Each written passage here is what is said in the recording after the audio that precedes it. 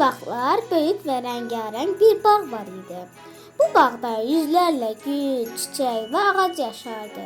Hər bitkinin öz gözəlliyi, qoxusu və faydası vardı. Lavanda özünü tərifləməyə başladı. Mənim kollarım 200 ilə qədər yaşayır. Güllərim 3 həftə çiçəklər, ətrim isə ətrafa bürüyür.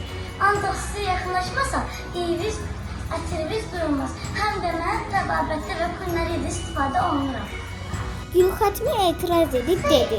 Hamımızdan üstün mənəm. Çox xəstəliklərdə mən lazım oluram.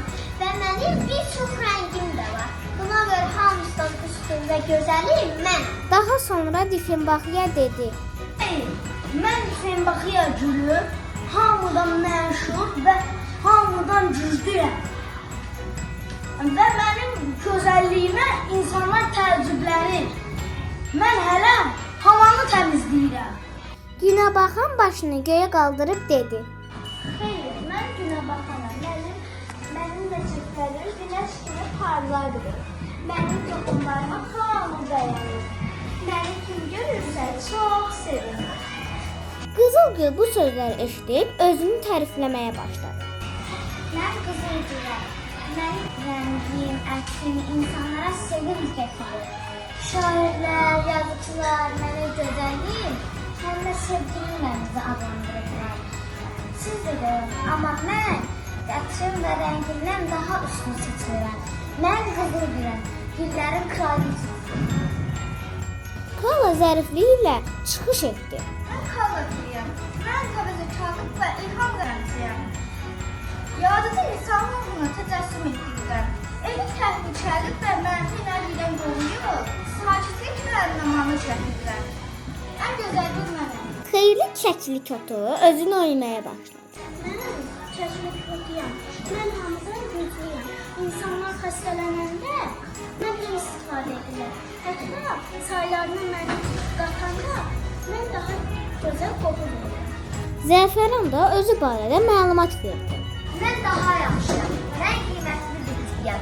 Məndən ürək və damar xəstəliklərinin müalicəsində istifadə edilir. Mən daha yaxşıyam. Lalə də özünü tərifləməyə başladı. Lalə, mənim çox müxtəlif rənglərim var. Sarı, narıncı, qırmızı. Məni parklarda, evlərdə, hər yerlərdə yetişdirirlər. Söhbətə Bənövşə qoşuldu. Ən yaxşısı mənəm. Mən soyuq dərmədən və sinirlər sabitləşdirəm. Mənim ətrim çox qəşəngdir. Nərgiz gülü öz gözəlliyindən danışdı. Mən Nərgizəm, mən sizə havada danışıram. Mən gözəl ətrim var və mən 40 aylıyam. Mən qəzet var. Özünüzə çox öyrənəcəm. Şirin kafet ağacı da söhbətə qoşuldu. Ey, ən qəşəng mənəm. Mənim yarpaqlarımda efir yağı, çiçəklərimdə də bronxitdə istifadə olunur. İt burnu öz xeyrinə danışdı. Xeyr, mən insanlar xəstələnəndə ölməyə kömək edirəm. Ən yaxşısı mənəm, it burnu. Çınar ağacı sakitcə dayanmışdı. Bitkilərin həkimi, fitoterapevt onların hamısı xeyirli olduğunu söyləyərək bəsinə son qoydu.